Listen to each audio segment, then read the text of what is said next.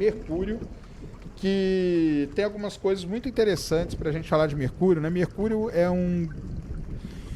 Ele só não é o planeta menos estudado, porque tem Urano e Netuno, né? Que nunca foram estudados. Lembra que eu mostrei para vocês aquela vez, né? Mercúrio ele já foi estudado por sondas espaciais.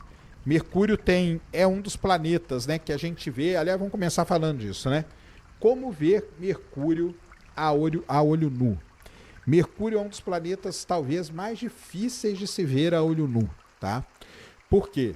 Primeiro que ele é muito pequenininho e ele só aparece ou muito no comecinho da manhã ou logo após o sol se pôr. Então é assim, ou você tem um horizonte muito limpo, limpo de todos os sentidos, ou seja, não tem obstrução nenhuma, e também é limpo a atmosfera. Aliás, essa época do ano agora é uma época boa para ver Mercúrio, tá?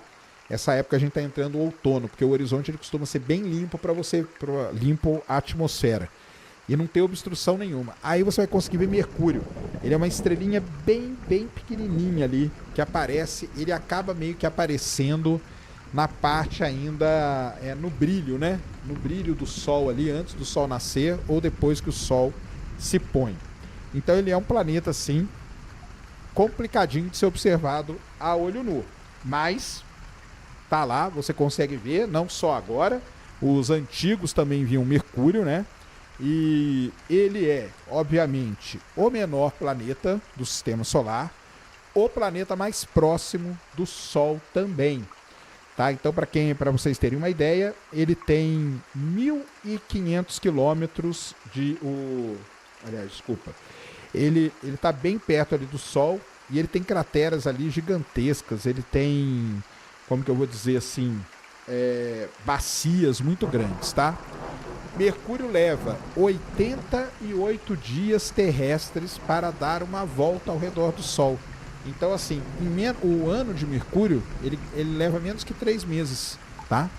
Então, primeira coisa, façam a conta aí, digam aí no chat quantos anos você teria em Mercúrio, tá? E o dia, né, o dia sideral que a gente chama, leva 58 dias terrestres, tá? 58 dias terrestres, ou seja, quer dizer que o dia solar de Mercúrio tem 176 dias terrestres, que é o dobro do seu ano sideral. Isso significa o quê? Significa que um lado de Mercúrio permanece sempre iluminado pelo Sol. A Mercúrio é um planeta que está praticamente, pessoal, ele está praticamente travado gravitacionalmente, tá? Praticamente travado gravitacionalmente com o Sol. Uma outra coisa muito legal de Mercúrio. Mercúrio ele tem uma alta excentricidade, é um dos planetas em que a elipse dele é bem achatada, né? A Terra ao redor do Sol é uma elipse, só que é quase uma circunferência. Mercúrio é um dos planetas que a elipse ela é bem alongada, que a gente chama, tem uma alta excentricidade. O problema é o seguinte, né? Que ele tem pouquíssima, né? Ou quase nenhuma inclinação. E isso faz o quê? Faz o quê com Mercúrio? Faz com que ele tenha, né, locais onde a temperatura é muito alta e locais onde a temperatura é muito baixa. E aí, 2 fatos muito interessantes sobre Mercúrio, né? Mercúrio não é, presta atenção, isso aí vai cair na prova amanhã de geografia aí, quem está na 7ª, 8ª série, é o seguinte: Mercúrio não é o planeta mais quente do sistema solar, tá? Não é o planeta mais quente do sistema solar. Beleza? Muita gente acha que é, mas não é. Qual é o planeta mais quente do sistema solar? É o nosso querido Vênus. Por quê? Porque Vênus tem a atmosfera dele, um efeito estufa permanente, que o calor entra e não sai. No ponto mais quente de Mercúrio, a temperatura bate ali na casa dos 420 graus Celsius positivos. Em Vênus, ela bate mais ou menos na casa dos 500 graus, tá? 480, 500 graus. Então isso faz de Vênus ser o planeta Vênus ser o planeta mais quente do nosso sistema solar. Tá bom? Então,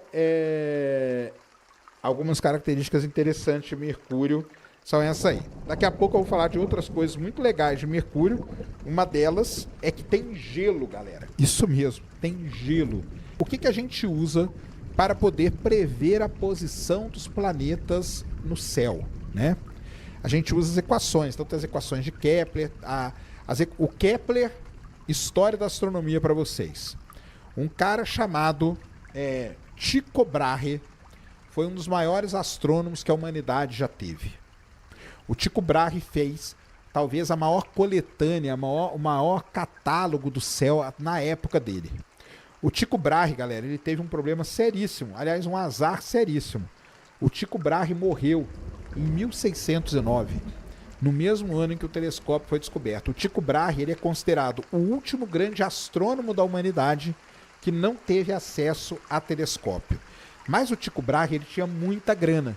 E ele construiu um observatório no palácio que ele morava e ele usava o sextante, ele usava astrolábio para medir posições. E ele ficava fazendo isso noites e mais noites. Quando ele morreu, um cidadão que já trabalhava para o Tycho Brahe, chamado Johannes Kepler, assumiu o observatório e assumiu todos os dados que o Brahe tinha feito. O que o Kepler fez? Olha que história sensacional. Isso que é a história da astronomia, tá? O Kepler pegou todos aqueles dados de observação de planeta, de observação de estrela, de cometa, e pela observação dos planetas, o Kepler pensou o seguinte: será que não existe um padrão de movimentação desses objetos aqui no sistema solar? E aí ele começou a estudar todos os dados que o Tycho Brahe tinha adquirido. E com os dados, olha, presta atenção, com os dados do Tycho Brahe, o Kepler bola as 3 leis de Kepler. As 3 leis de Kepler, elas não foram boladas de forma matemática, a gente diz, elas foram boladas de forma empírica. Isso que é empirismo, tá? Empirismo é você faz um experimento e com base naquele experimento você deduz a lei.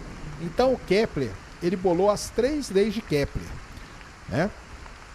Da órbita ser uma elipse, do período e tudo mais. Todas as leis lá que a gente conhece, as leis de Kepler, são leis fundamentais que a gente usa até hoje. Muito bem, o Kepler bolou as leis. Só que aí o que acontece? Durante muitos e muitos anos, né, as leis do Kepler ali, elas ficavam naquela coisa de empirismo e tal, e tinha coisa que a gente não conseguia nem entender, tá? A gente não conseguia nem entender. Só foi possível, presta atenção, hein? Só foi possível a gente ter uma ideia de como que era a lei de Kepler quando o Newton bolou. Aí eu vou mandar aqui pro Cris essa figurinha aqui, ó, para você colocar aí, Cris, pra galera. Quando o Newton bola a sua, isso que é história total de astronomia, que isso você não vai ver em lugar nenhum não, hein, galera. Isso aqui é no Telegram, né? Melhor. Quando o Newton bola a lei da gravitação, GMM sobre D ao quadrado, coloca aí para nós. Quando ele bola a gravitação, GMM sobre D ao quadrado, olha que legal. A lei do Kepler, ela diz que o período ao quadrado é proporcional ao raio da órbita ao cubo. Isso empiricamente, tá, galera? Empiricamente. O que quer dizer empiricamente? Pega os dados e constrói isso. Quando o Newton vem com a lei de Newton, né, com a lei da gravitação, através da lei da gravitação, isso aqui é muito legal, isso aqui é matemática pura, tá? Através da lei da gravitação, tá aqui, ó, relacionando período, aqui embaixo, com raio, através da lei da gravitação, a gente consegue comprovar a terceira lei de Kepler. A gente prova matematicamente a lei de Kepler por Newton, cara. Isso é um negócio assim, é sensacional, cara. Isso é sensacional. Então, o Kepler fez tudo empírico, o Newton foi lá e provou a terceira lei de Kepler com a sua equação famosa, lei da gravitação universal. Beleza? Muito bem. A lei da gravitação universal é a maneira como a gente faz para prever a posição na órbita dos planetas. A gente usa a gravitação para poder, então, fazer essa previsão. E aí, Saturno funcionava, Marte funcionava, Júpiter funcionava, Saturno funcionava. Aí aconteceu o primeiro problema com a gravitação. Nós descobrimos Urano. Só que Netuno nós não descobrimos. Vocês sabiam que Netuno nós não descobrimos? Exatamente. Netuno foi descoberto matematicamente. Por quê? A gente usava a equação do Newton para prever a posição de Urano. Quando você colocava o telescópio na posição de Urano, Urano não estava lá. Urano estava deslocado. E aí o pessoal, os matemáticos, viram aquilo, mediram esse deslocamento. Com esse deslocamento, eles foram lá e matematicamente previram não só a posição de Urano, mas falaram assim, ó, tem um outro planeta que tá perturbando a órbita de Urano. E esse planeta é Netuno. Aponta o telescópio para lá que vocês vão achar ele. Pá, bateu. Beleza? E aí, Urano. Eu falei Urânio? Não, Urano. Urano e Netuno, né? Beleza. E aí, Mercúrio sempre dava problema com a lei de Newton. Então, a lei de Newton valia para todo o sistema solar. Quando você usava a lei de Newton para prever a posição de Mercúrio, nunca acertava. Cadê Mercúrio? Não estava lá. Cadê Mercúrio? Não estava lá. Aí, o que o pessoal pensou? Eu falei, Urânio, cara? Não, desculpa, é Urano. Então, ó, usava para prever a posição de Mercúrio e nunca conseguia. Pô, Mercúrio nunca estava lá, Mercúrio nunca estava lá. Os caras tinham aprendido que tinha acontecido isso com Urano, certo? Aí eles pensaram o quê? Haha, já sei. Acontece a mesma coisa com Mercúrio. Então, olha a ideia deles. Deve existir, preste atenção nisso, deve existir um planeta entre o Sol e Mercúrio. Deve existir um planeta entre o Sol e Mercúrio. E esse planeta, durante muitos e muitos anos, ele existiu. Durante muitos e muitos anos, existiu o planeta entre Sol e Mercúrio. E esse planeta chamava o quê? Vulcano. Então, deixa eu mandar aqui até para o Cris aqui, ó. Durante muitos e muitos anos, teve no sistema solar, então, um outro planeta. Era o Sol, Sol, Vulcano, Mercúrio. Por quê? A gente usava Newton para prever a posição de Mercúrio e nunca encontrava. E aí, o pessoal falou, existe um outro planeta. Como ele está muito perto do Sol, vamos chamar ele de Vulcano. Beleza? Aí pode clicar nessa figurinha aí, ó. Só para o pessoal ter uma ideia, ó. E olha que legal, ó, eles colocam ali, ó, eles tinham, ó, dá uma aumentada nela, isso, ó. Eles falam até a distância, né? Então aqui, ó, Mercúrio está aproximadamente, né, 37 milhões de quilômetros do Sol, né? E Vulcano estaria a 16 milhões de quilômetros do Sol. Então teria o Sol, Vulcano e depois Mercúrio. Só que planeta, galera, tem um problema. Planeta a gente tem que observar. Foi o que aconteceu com Netuno. O pessoal foi lá e observou Netuno, comprovou. Só que Vulcano a gente não conseguia observar. E aí, os astrônomos que defendiam a existência de Vulcano, eles falavam assim, não adianta você querer observar Vulcano, que você não vai conseguir. Porque Vulcano está muito perto do Sol, nós nunca vamos ver. Ah, nós nunca vamos ver, nós nunca vamos ver, nós nunca vamos ver.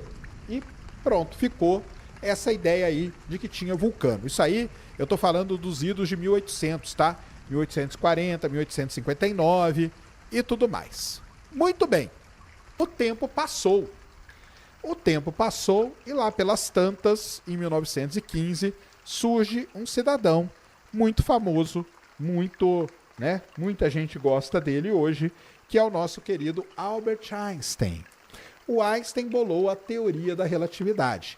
O que é a teoria da relatividade? Em termos bem simples, nada mais é do que uma revisão da gravitação universal de Newton. Isso é a teoria da relatividade. A teoria da relatividade mostra que a gravidade é causada pela massa de objetos que deformam o espaço-tempo que a gente chama. Beleza? Muito bem. A teoria da relatividade ela tem uma equação. Do mesmo jeito que a de Newton tem uma equação, a da relatividade tem a sua equação. Lá pelas tantas, alguém pensou o seguinte: Vamos pegar a equação do nosso querido Albert Einstein e vamos aplicar ali em Mercúrio para ver se dá certo? Na hora que eles aplicam a equação, batata, deu certo. Descobriram Mercúrio onde ele deveria estar. Por que que isso acontece? Por que que isso acontece? Porque Mercúrio está tão perto do Sol que Mercúrio, o sistema Mercúrio-Sol, ele não é resolvido pela mecânica newtoniana que a gente chama. Para você resolver o problema de Mercúrio, Mercúrio vive num sistema relativístico, galera. Olha só que interessante. Então o que a gente fala é o seguinte: isso aí, na verdade, foi um dos primeiros testes da relatividade. Para quem não sabe, a relatividade, um dos primeiros testes dela foi o eclipse, e um dos primeiros testes dela foi determinação da órbita de Mercúrio. Isso aí virou artigo, virou livro, um monte de coisa sobre isso. Foram lá e descobriram Mercúrio. Isso quer dizer o quê? Isso quer dizer que a gravitação de Newton, ela serve para prever a posição dos planetas no sistema solar? Serve para todos, menos para Mercúrio. A relatividade olha só, presta atenção no que eu vou falar. A relatividade é como se fosse uma generalização da gravitação newtoniana, da mecânica newtoniana. Não é legal? Cara, isso é uma história muito interessante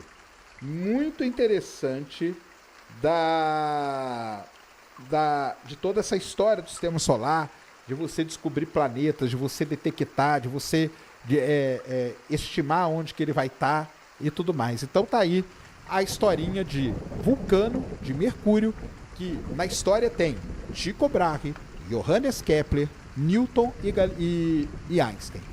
Então, quando aplica-se a equação de Einstein da relatividade, descobre-se aonde está Mercúrio em qualquer ponto. Uma outra coisa legal de Mercúrio é isso aqui, ó. Vou mandar aqui para o Cris, que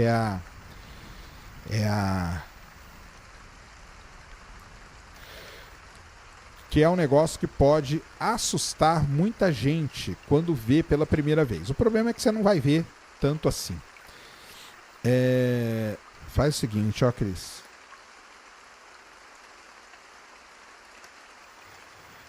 Beleza. Coloca só essa foto aqui, ó, na tela, ó. Já vou responder aqui, tá? A atmosfera de Mercúrio e tudo, tá? Tô só dando uma introduzida. O Cris vai colocar uma imagem aqui que ela é muito legal, tá? Muito legal mesmo. Então, joga aí na tela. Isso, pode aumentar aí mais, não tem problema não. Aí. Olha aqui. O que vocês estão vendo aqui na tela, quem olhar de primeiro, assim, olhar de relance, você vai pensar que isso é o quê? Parece o quê isso aí? Parece um cometa, não parece? Não parece um cometa aqui, ó? O núcleo dele e a caudinha dele ali para trás, ó, tá vendo? Não parece um cometa? Igualzinho um cometa, isso aí? Muito bem, mas não é. Sabe o que é isso aí? Isso aí, galera, é o planeta Mercúrio. Sim, é o planeta Mercúrio. E olha só que coisa legal, ó. Como que ele tem uma cauda? Como que ele tem uma cauda?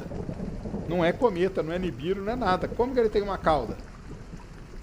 Isso aí é a famosa cauda de sódio de Mercúrio. Então é o seguinte, se você usa um filtro especial, tá? Não é de qualquer jeito que você vai ver isso, tá? Nem adianta você for ali fora agora tentar ver Mercúrio, ele não vai aparecer assim, tá?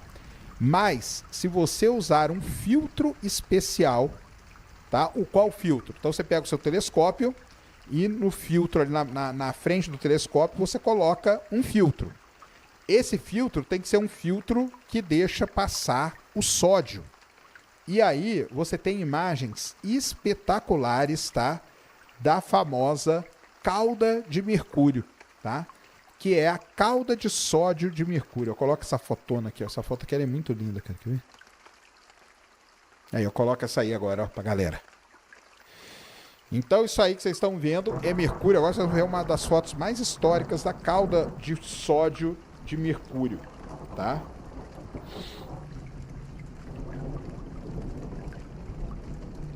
Você tem que pôr para fazer essa imagem um filtro especial, tá? Aí, ó, desce aí. Pode descer. Olha aí que coisa linda, ó. Então, ó, você vê, aqui é o horizonte já da onde o cara tirou a foto. Tá vendo Mercúrio sempre perto do horizonte. E olha que coisa linda a cauda de sódio de Mercúrio, ó. Então, Mercúrio tem uma cauda. É a famosa cauda de sódio de Mercúrio. Ela só é vista se você observar Mercúrio com um filtro especial. Tem que ser um filtro de sódio, que deixa o sódio passar. Essa imagem aqui é uma das imagens mais bonitas, mais bem feitas da cauda de sódio de Mercúrio, tá? Então fica aí o desafio, você que tem telescópio, binóculo, qualquer instrumento de observação, compra um filtrinho de sódio, tá? É bem baratinho. Você coloca ali na frente, ele vai deixar passar o sódio e você vai ver a cauda de sódio de Mercúrio, tá? Então tá aí, ó, a belíssima cauda dele, cauda com U aqui no caso, tá? Não cauda, não. Cauda igual a cauda de cometa, tá? Então está aí. Uma outra coisa sobre Mercúrio que é muito interessante é a seguinte. Mercúrio, né? Ele é considerado o mensageiro dos deuses, tá? Então, todos os planetas do sistema solar têm nome relacionado a deuses, né? Vênus, Marte, deus da guerra, Júpiter, deus dos deuses, Netuno, Urano, Saturno, todos eles são deuses, né? E o Mercúrio, ele é o deus do mensageiro. Guardem esse nome, tá? Mensageiro. Que depois eu vou falar de uma missão da NASA que foi feita até com esse nome aí para Mercúrio. Beleza? Mercúrio ele fica entre 46 e 70 milhões de quilômetros do Sol, tá? O periélio dele é 46 milhões, o afélio dele é 70 milhões, o período dele orbital dura 87 dias, tá? O dia nele dura 115 dias, né? Como a gente já falou. Ele tem uma inclinação de apenas 7 graus, tá? 7 graus com relação à eclíptica, 3 graus com relação ao Equador, beleza?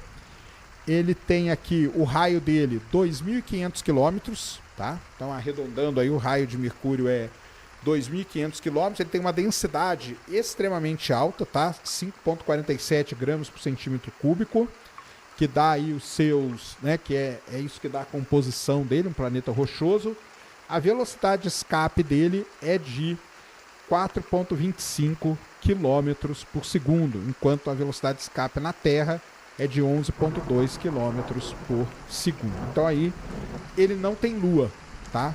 Ele não tem lua nenhuma, Mercúrio, tá bom? Qual é o planeta mais próximo da Terra? Qual é o planeta mais próximo da Terra? Alguém tem ideia? Ou qual que você ouve falar o dia inteiro que é o planeta mais próximo da Terra? E o planeta mais próximo da Terra é Vênus, né? Mas, pasmem, não é, viu, galera? Não é. Deixa eu mandar isso aqui para você, Cris. O planeta mais próximo da Terra, tá? Em média, sabe qual é, galera? Sabe qual é? É Mercúrio. Isso mesmo. Mercúrio é o planeta mais próximo da Terra em média, tá? Em média. Coloca esse vídeo aí e pode ir lá para o 0,56. Mercúrio é o planeta em média mais próximo da Terra. Então, o pessoal estudou isso, fez uma belíssima simulação. Então, isso aqui é uma simulação que a gente faz com o Sol. Não, tem que parar ali, senão ele sai. Deixa parado, Aí, deixa parado. E aí, o que importa é essa tabelinha aqui embaixo, ó. Não sei se o pessoal vai ver. Tem uma tabelinha aqui, tem um gráfico, ó. Então, por esse gráfico aqui, vou falar aqui para você, tá? Para quem não estiver lendo, para quem só está nos ouvindo. Marte fica 17% do tempo mais próximo da Terra. Vênus fica 38% do tempo mais próximo da Terra. E Mercúrio, 43% do tempo mais próximo da Terra. Então, na média, Mercúrio é o planeta mais próximo da Terra do que Vênus. Fica aí, ó, essa dica para vocês, tá bom? Fica aí essa dica para vocês. O lance é que Vênus ele se aproxima mais da Terra do que Mercúrio. Mas qual planeta que fica mais tempo, mais próximo da Terra, não é Vênus. Por isso, o pessoal hoje fala que Mercúrio é o planeta mais próximo da Terra. Isso aqui é uma coisa recente, tá? Vocês estão vendo aí, ó, o ano dessa simulação foi em 2019. O pessoal começou a fazer as simulações e percebeu, cara, não é Vênus. Todo mundo acha que é Vênus, né? Ah, qual é o planeta mais próximo da Terra? Vênus. Qual é o planeta mais próximo do Sol? Mercúrio. Mercúrio é o planeta mais próximo do Sol e, na média, o planeta mais próximo da Terra. Entenderam? Então tá aí, ó. Aí tá Mercúrio em escala, tá, galera? Ó, Mercúrio em escala. Então você vê que a Terra... Ai, cara. Você vê que a Terra e Vênus é mais ou menos o mesmo tamanho. Você vê que Mercúrio é muito menor, né? Mercúrio, ele rivaliza aqui com Marte, né? É um pouquinho menor que Marte, tá? Marte é metade do tamanho da Terra, tá? Então tá aí Mercúrio, o tamanho dele, pra vocês terem uma ideia, tá? De qual é o tamanho dele. Coloca lá, pode ir passando aí. Então tá aí a distância, 3 vezes mais perto do Sol, 430 graus, menos 180, tá? Tem locais ali em Mercúrio que fica muito frio. Distância dele é 70 milhões de quilômetros, né? De 46 a 70. Esses 150 milhões é da Terra, né? Pode ir passando, vai lá. 80 dias para dar a volta, a forma da sua órbita, é uma elipse. Aí Mercúrio sim é uma elipse, tá? Já vou falar da composição. Pode ir passando aí, Cris. Então tá aí, ó. Mercúrio tem a seguinte estrutura, ó. Uma crosta, um manto que é rochoso, um núcleo externo líquido, tá? E um núcleo interno sólido. O núcleo dele é formado... O núcleo dele é formado por ferro e níquel também, porque é um planeta rochoso, tá? Então os elementos são basicamente os mesmos elementos que a gente tem aqui na Terra. Pode passando.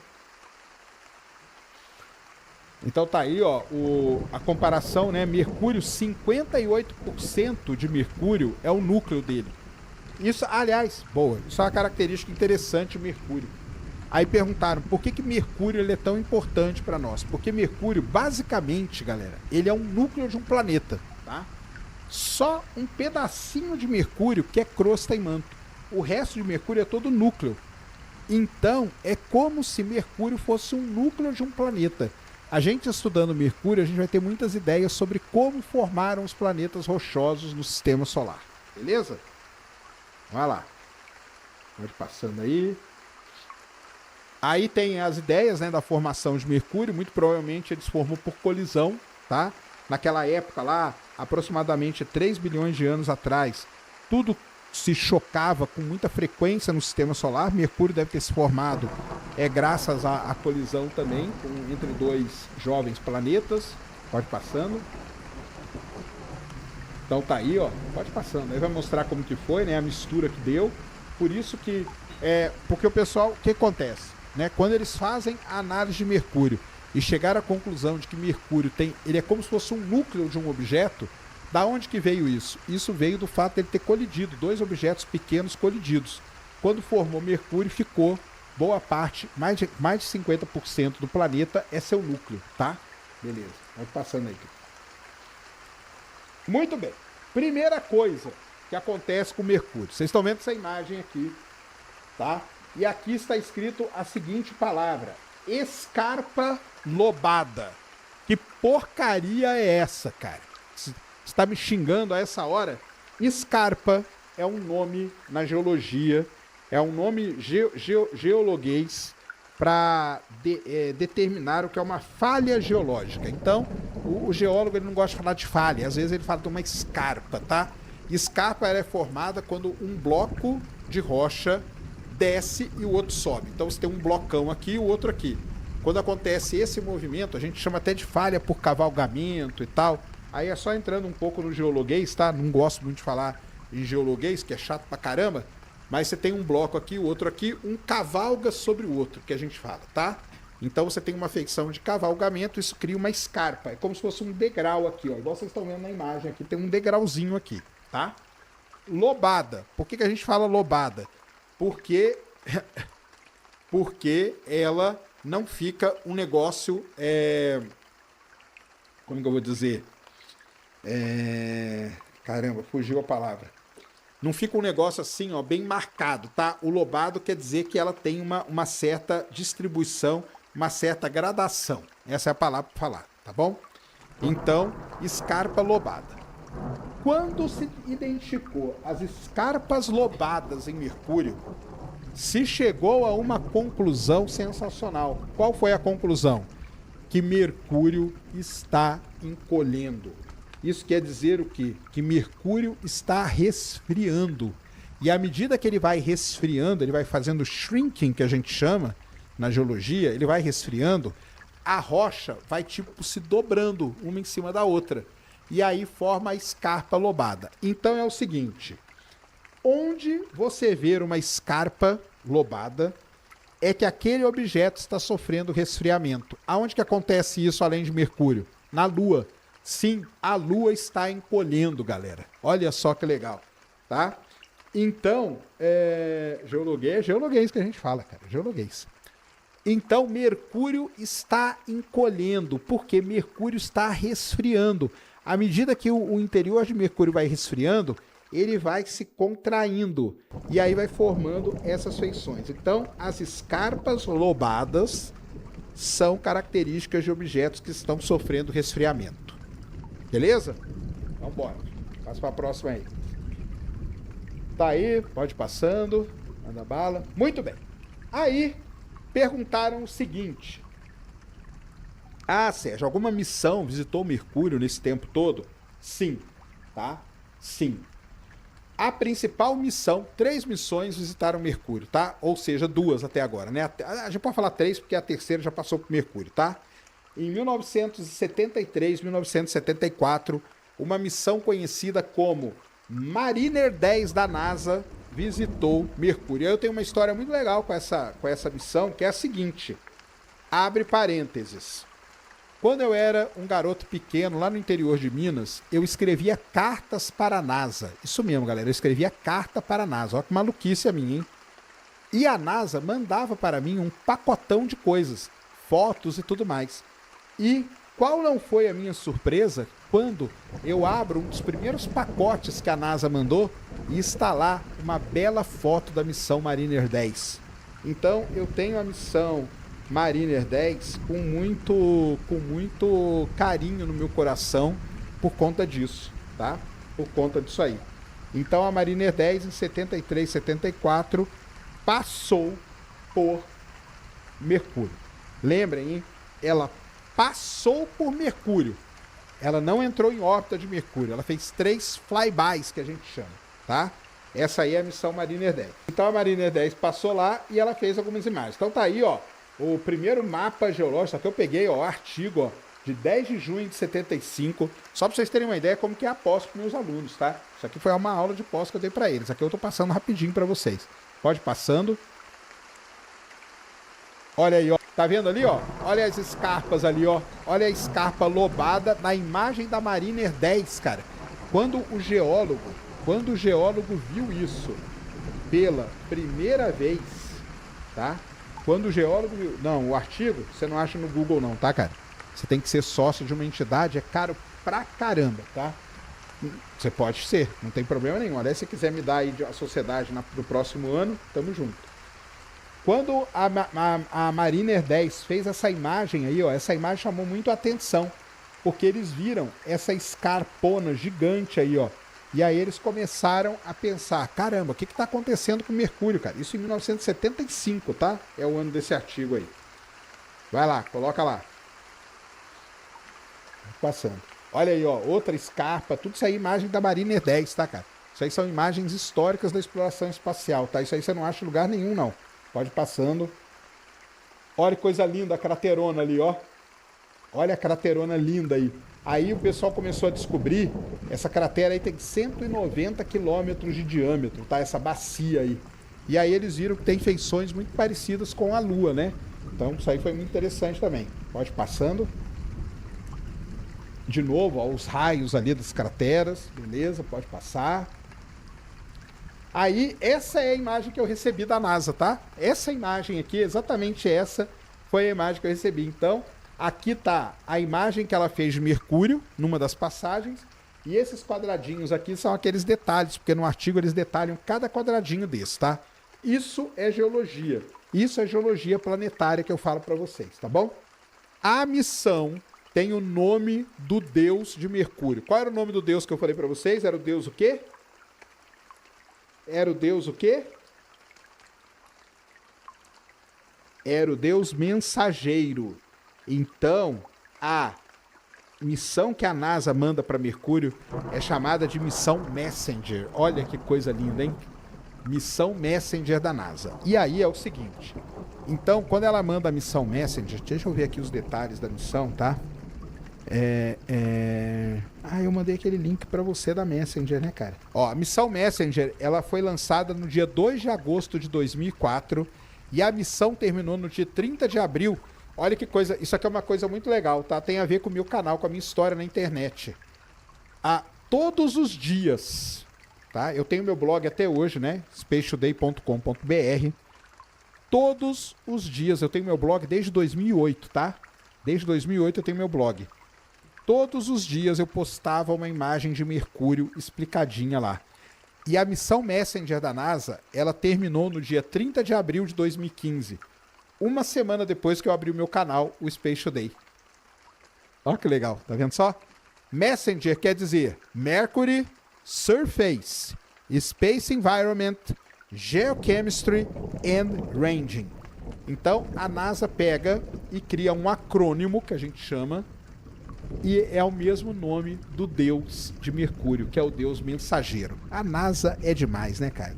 Fala mal da NASA aí, cara, você tá por fora. Tá bom? Pode descer. Isso aqui é uma apresentação feita na NASA, né, sobre a missão Messenger, tá? E eu vou falar alguns dos pontos aqui principais da missão. Pode passando, isso aí não vai interessar muito. Pode passar. Tá ali, né, ó. Mercúrio tem 5% da massa da Terra. O seu núcleo toma conta de 60% do planeta, isso aí nós já falamos, né? Mercúrio e Terra são os únicos planetas internos que têm campo magnético, isso é legal, tá? E provavelmente o processo que formou eles foi o mesmo, tá bom? Pode passando. Então tá aqui, ó.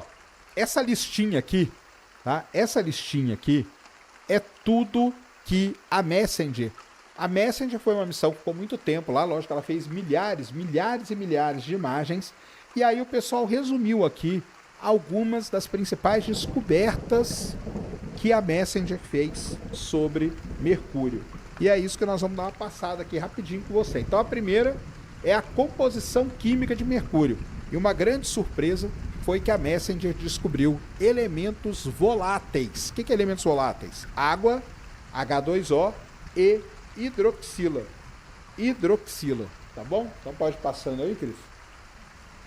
Então tá aí, ó, ela usou para fazer isso o espectrômetro de raio-x, tem que ser, né? O espectrômetro de raio-x é que você vê qual é o material que está saindo ali de Mercúrio, pode passar. E aí tá, ó, todo o espectro que ela fez, ó, coisa linda, ó. Isso é uma coisa linda, cara, tá? Isso é uma coisa linda, o espectro dela, o espectro solar medido ao longo, né? Do espectro planetário, tá junto ali, né, ó. Então você tem o espectro do Sol e você tem o espectro do planeta também, tá? Pode ir passando ali os elementos químicos todos. Então tá aí, ó, os elementos, né? Então as bacias basaltos oceânicos, as terras altas, os mares, tá tudo aí divididinho, tá? E ali você tem a concentração de magnésio versus silício, a razão magnésio-silício contra a razão alumínio-silício. Isso aí são elementos que a gente usa para medir a composição química do planeta, tá? Beleza? Pode ir passando. Aí tem todo um estudo sobre a composição química e aí uma interpretação, né, de como que os raios gama que ela detectou eles podem nascer. Então eles podem nascer ali na subsuperfície de Mercúrio, serem bombardeados por raios cósmicos, né? Mercúrio, ele sofre esse bombardeio todo. Então tá aí como surge tudo isso. Pode passar. de novo, mais um espectro, né? Então, só para o pessoal entender é o seguinte, galera. E aí meus alunos já sabem disso, né? Basicamente, a principal ferramenta que a gente usa para estudar os planetas, os objetos do sistema solar, é o espectro. Porque eu chego com um espectro num planeta, num cometa, num asteroide, e eu vou medir a composição química. E a composição química eu vou poder contar a história daquele objeto. Beleza? Pode passando. Pode passar também. Então tá aí, ó. Tá aí as medidas que ela fez, ó. Aí ela fala ali, ó, os modelos de formação, eles dizem que foi períodos extensos de altíssima temperatura, né? E o fato de Mercúrio ser rico em metal, tá? Reflete porque qual que é o lance de Mercúrio? Mercúrio a gente quer entender como que ele foi formado. Então, de acordo com os elementos químicos que tem lá hoje, você conta essa história. Então, a história é essa aí. Por que é a história da colisão? Porque é nessa alta temperatura que você tem a formação desses elementos, tá? Pode passando.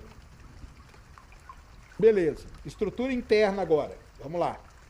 As complexidades de um planeta de ferro. Mercúrio é conhecido como The Iron Planet. Vai lá. Então tá aí, ó. A Messenger fez todo um estudo de topografia, tá? De topografia de Mercúrio. Pode passando. Aí tá o campo gravimétrico, o campo de gravidade, né, que a gente chama. A Messenger fez um estudo de gravimetria, tá? E a gravimetria, logicamente, ela está ligada à topografia, tá? Por isso que esse mapa e o outro, eles são correspondentes. Pode passar. Tá aí, ó, a espessura da crosta de Mercúrio. Então, através da topografia e da gravidade, a gente tem uma ideia de quanto que vale, quanto a crosta do planeta é espessa. Então tá aí, ó, bonitinho também. Pode passar. Aí tá aí alguns dados, né? Momento e tal. Pode mandar bala. Pode passando também. E aqui, né, que tá a principal coisa, né? Então, crosta, manto, uma camada aqui, o núcleo externo e o núcleo interno. Então, se você pegar Mercúrio, como a gente já sabe, né? Como a gente já sabe, boa parte de Mercúrio é seu núcleo, tá bom? Tudo também das propriedades químicas de Mercúrio. Pode mandando bala, pode ir. Então tá aí, ó, outro modelo, ó. Ela teria uma crosta, um manto de silicato, um de ferro e enxofre, depois uma camada líquida de ferro e enxofre, depois uma camada líquida de uma liga, né, de ferro, sílica e enxofre, e possivelmente um núcleo interno. Pode passar? Muito bem. Aí, então, é o seguinte. Qual é a estrutura interna de Mercúrio? Nós não sabemos ao certo, tá? Existem vários e vários modelos que se adaptam aos dados que a gente tem. Por isso que a ESA, agora, nem foi a NASA, mandou uma nova missão para lá, a missão chamada BEP Colombo. Daqui a pouco eu falo dela para vocês. Tá bom? Então é o seguinte, nos idos de 2012, eu criei o canal Sérgio Sansevero. Aliás, em 2008 eu criei o canal Sérgio Sansevero. Eu postava vídeo desde 2012. E chamava Cienquetec TV. Não tinha a menor chance de sair dar certo mesmo, né? Com um nome escrotésimo desse, tá? E fui eu que dei, então eu posso falar mesmo. Esse aí foi o episódio 25. Gelo na superfície de Mercúrio. Gravado em outubro de 2014, quando a Messenger descobriu isso. Então põe pra rodar e põe o áudio aí pra eu ouvir o que eu falei na época. Ó, salve, salve, amigos, tudo bem, todo mundo? Meu nome é Sérgio Sacani, sou editor do blog Cienquetec e você está assistindo a mais um Cienquetec TV. No programa de hoje, vamos entender... Você vê, ó, que o Salve Salve já existia desde aquela época, hein? Vocês estão vendo que o Salve Salve já existia desde aquela época, né? Então, será que eu mudei muito? Deixa eu ver aqui, ó. Olha aqui, ó. Será que eu mudei muito? Não, não é a mesma coisa, cara. Foi outro dia aí, 10 anos atrás. 10 anos não é nada. Ali eu tava cabeludo? Tava nada, cara. Isso aqui era o seguinte. Isso aqui, eu não tô no Brasil, tá? Isso aqui eu tô lá nos Estados Unidos. Eu trabalhava para petróleo, né? E eu viajava muito. Eu ia muito pra uma cidade chamada Denver, no Colorado. Aliás, terra do Denver Nuggets, que tá detonando na NBA. Os meus amigos todos lá estão felizes pra caramba. E eu ficava lá muitos e muitos dias, semanas, meses no ano, tal. Eu morava aí nesse buraquinho aí. E aí eu gravava uns vídeos de vez em quando. Então tá aí, Cienc Tech TV. Tava uma bola, né? Agora eu tô mais magro pelo menos, né? Então valeu aí, galera. Então vamos lá. Vocês viram que o Salve Salve existia desde então. Vai lá. Ler tudo sobre a descoberta de gelo de água na superfície e na subsuperfície do planeta Mercúrio. Manda a vinheta. Tudo igual, ó. Musiquinha, ó. Bem, pessoal, estamos de volta aqui com os vídeos.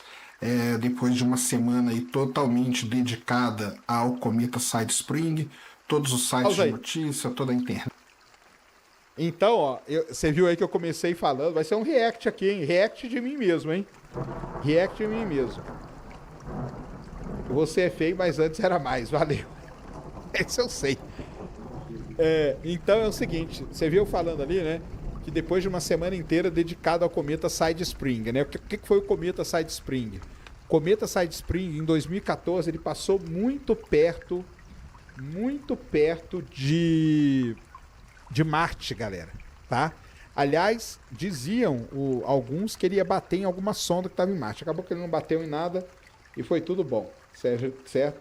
Cara, não, eu não sabia fazer vídeo, cara. Vocês estão vendo que pelo menos isso eu acho que eu melhorei um pouco, né? Eu fazia uns vídeos, eu saía falando muito rápido e tal, para não esquecer, beleza? Mas é isso aí. Tinha que idade? 38, cara. 10 anos a menos que eu tenho hoje, tá? Vai lá, solta aí, Cris. Todo mundo de olho realmente aí no cometa Side Spring, passou por Marte, realmente um fenômeno que é uma vez na vida só que você vai ter, então foi dado toda a notícia e toda a cobertura necessária, porém, no meu blog com isso algumas descobertas, alguns anúncios ficaram aí meio esquecidos e nós vamos tentar aqui recuperar esses anúncios com alguns vídeos. O primeiro vídeo que eu tô gravando aqui para vocês hoje é esse que a gente vai tentar discutir um pouquinho sobre a grande descoberta que foi feita, que é a descoberta de gelo de água na superfície e na subsuperfície do planeta Mercúrio. Bem, para começar esse assunto, é importante saber que há mais de 20 anos o planeta Mercúrio vem sendo observado da Terra por meio de radar. E os radares eles descobriram feições em determinadas crateras, principalmente aquelas localizadas perto do polo norte de Mercúrio, feições típicas de radar. Então é o seguinte, o que eu estou explicando ali é que já se tinha pistas de que Mercúrio tinha gelo de água. Porque quando a gente observa Mercúrio aqui da Terra com radar, não com telescópio, o telescópio ele fica pequenininho, mas com radar, o radar conseguia pegar, a gente chama de bright feature, radar, se não me engano é radar bright features, tá? São feições brilhantes para o radar. Quando os astrônomos observavam aquilo ali, eles tinham a ideia de que aquilo ali seria gelo de água. Isso é importante, o que eu friso ali, que é gelo de água. Porque gelo pode ser vários gelos. CO2, que é gelo seco, gelo de metano, gelo de nitrogênio, gelo de água. É água congelada, tá? É água congelada, tá bom? Então vai lá, solta aí. Conhecida como material brilhante para o radar, e feições também que apresentam razões circulares de distribuição dessa característica. Isso faz com que era uma cápsula, cara. Isso fez, né, com que os cientistas vissem que ali existia gelo de água, ou seja, gelo de água em Mercúrio já é algo descoberto há mais de 20 anos via radares aqui na Terra. Porém, a extensão, a morfologia desses depósitos nunca foram estudadas. A partir do ano de 2011, quando a sonda Messenger entrou na órbita do planeta Mercúrio, então ela pôde observar em detalhes essas crateras e estudar em detalhes esses depósitos e aí estudar a morfologia desses depósitos.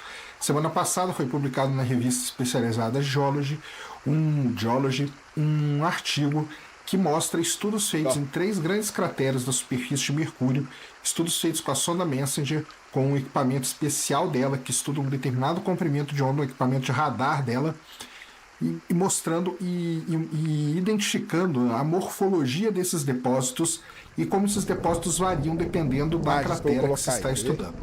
Então, as 3 crateras que foram estudadas pela sonda Messenger em detalhe foram a cratera Kandinsky, a cratera Prokofiev e a cratera Berlioz.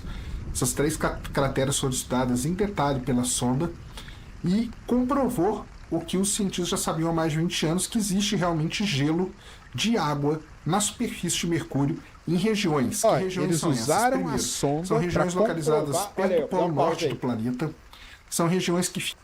Então isso aqui é muito legal, galera. Se você olhar para essa imagem e olhar para a Lua, então você tem as crateras, tudo que é amarelo nessa imagem aqui, tudo que é amarelo nessa imagem é gelo de água.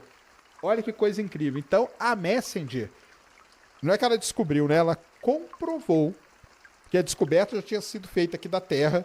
Ela comprovou, tá? Ela comprovou a presença de gelo de água, H2O, nas crateras, escondidas ali nas crateras de Mercúrio, tá? Então aqui tá as imagens, porque a Messenger, essa missão aí, ela levou um equipamento de radar, e com esse equipamento de radar ela conseguiu fazer essas detecções. Então tá aí, ó. Isso é muito interessante, muito legal. Solta aí. Ficam permanentemente na sombra, ou seja, elas não têm nenhum tipo de iluminação, nem mesmo a luz do sol direta, nem mesmo a luz do sol indireta. Lembra que eu expliquei que Mercúrio não tem inclinação, da luz do sol? Isso faz com que algumas crateras, aquelas crateras ali, elas não recebem luz do sol. Então, tem crateras ali que estão permanentemente na sombra. Nunca viu um raio solar. Nunca viu um raio solar, tá bom? Às vezes é a cratera inteira que está na sombra, às vezes é o assoalho dela, o interior dela. O assoalho, né? O fundo da cratera não pega sol. Zero sol, essa condição zero de raio iluminação sol. determina, então, como que vai ser a morfologia desses depósitos que a sonda Messenger está estudando. Tudo bem? Então vamos falar um pouquinho agora sobre as características de cada um desses depósitos. Eu coloquei no meu blog os posts aí desses anúncios. O que eu fazia muito mais era todos blog, os posts vão né? estar linkados aqui embaixo. O artigo original da revista Geology vai estar linkado aqui embaixo também. Vai levar você para a minha página no SlideShare. Lá você vai poder baixar o artigo, ler ele com calma. Eu tinha acabado de chegar do trabalho. E aqui eu vou falar rapidamente dessas três crateras e como que é a morfologia desse depósito. Então, a primeira cratera foi a cratera Prokofiev. A cratera Prokofiev é uma cratera que está localizada bem ao norte da superfície de Mercúrio, bem perto do polo norte do planeta, e ela apresenta assim, extensos depósitos de gelo de água. O interessante dessa morfologia, como que é a morfologia desse depósito. A cratera, quando observada pela sonda Messenger, a gente pode ver várias crateras secundárias pontuando esse depósito de gelo. Mas quanto de gelo, né, tem assim na superfície de Mercúrio? Estima-se que existe na superfície de Mercúrio um volume de gelo igual ao volume de água que existe no Lago Ontário. Tá, eu vou ler aqui para vocês porque eu não lembro o número. Aí o pessoal fez a conta, né, e calculou que estimou que a quantidade de gelo de água presente em Mercúrio é a mesma, é um volume semelhante ao do Lago Ontário. Olha que interessante, cara. Pode soltar. É 1,64 vezes 10 a 18 gramas de gelo, estima-se que exista na superfície de Mercúrio. Ou seja, é bastante gelo, sim, gelo de água. Tá? E qual que é a importância desse estudo? Bem, é importante estudar porque não só em Mercúrio, mas também na Lua. A Lua também existe essas crateras que elas estão totalmente na sombra. E lá na Lua também existem esses depósitos de gelo. Então é importante estudar esses planetas, a Lua, para entender qual que foi o suprimento de materiais voláteis no início do sistema solar. Aqui, né? E daí que tem gelo de água esse gelo Mercúrio. Que a gente tem essa importância aí, cara. Na Terra, na Lua. Estudando a água presente na Lua e a água presente em Mercúrio, a gente pode ter uma ideia de como que a água surgiu aqui na Terra, que é uma das grandes dúvidas que a gente tem. Então a gente usa os outros objetos, por quê? Porque aqui na Terra, a Terra é um planeta vivo, o terreno da Terra vai se reformando de tempos em tempos. Mercúrio e Lua não. Então quando você estuda esses objetos e vê que eles têm água e entende como que a água chegou ali, isso ajuda você a entender como que a água chegou aqui na Terra. Beleza? Mercúrio agora que também foi comprovada a existência. Então é importante estudar isso para a gente poder entender toda a evolução do sistema solar e quanto de material volátil tinha disponível no início da formação do sistema solar para estar presente hoje nesses planetas. Com isso, a gente pode, na pesquisa por exoplanetas, aqui, buscar essas mesmas situações, buscar essas mesmas condições, e aí sempre tentando chegar naquela pergunta antiga, né, que os astrônomos tentam responder de será que existe um planeta aí semelhante eu falava à mais Terra, técnico, onde possa né? ter água, tem que voltar a falar desse jeito aí, né? assim abrigar a vida? Então tudo começa, ou uma parte, né, do quebra-cabeça pode ser montado com esse tipo de estudo. Bem, pessoal, era isso aí que eu queria falar para vocês, rapidinho aqui, descrevendo. Tudo está aqui na descrição, tanto os posts como o link para o artigo. Vocês podem buscar aqui. Eu deixava Quero agradecer os artigos, a todos aí pelo tá? apoio que eu Ninguém estou nunca leu. tendo, pelos Tá comentários que eu tá estou tudo recebendo. lá, tudo Isso documentado. motiva a gente vir aqui fazer mais vídeo, mas não deixem, se você gostou do vídeo, dá o seu joinha, se inscreva no canal, compartilhe esse vídeo, deixe seu comentário. Tudo isso motiva a gente a voltar aqui e fazer mais vídeos para vocês. Ganhamos mais 1.000 Deixem aí o inscritos, que vocês acham dessa 978. descoberta de gelo de água em outros planetas, na Lua, e a importância. Acho que isso é realmente importante? Deixa aí no comentário que a gente pode criar essa discussão. Eu vou voltar com mais vídeos aqui, tentando recuperar um pouco as notícias, né, que ficaram aí um pouco ofuscadas pela passagem do cometa Side Spring. Tudo bem? Então, mais uma vez, meu nome é Sérgio Sacani, eu sou editor do blog CienCTech, e você acabou de assistir a mais um CienCTech TV. Tchau. Tech TV. Tá aí, gostaram? Digam aí se vocês gostaram do meu vídeo antigo. E se você for lá no canal Sérgio Sansevero, vai ter vídeos mais antigos ainda. Tem vídeo desde 2000 aí, colocava tudo aí, ó. É que antes o blog chamava CienCTech, tá? Antes dele chamar Space Today. Ele começou a chamar Space Today só em 2015, tá?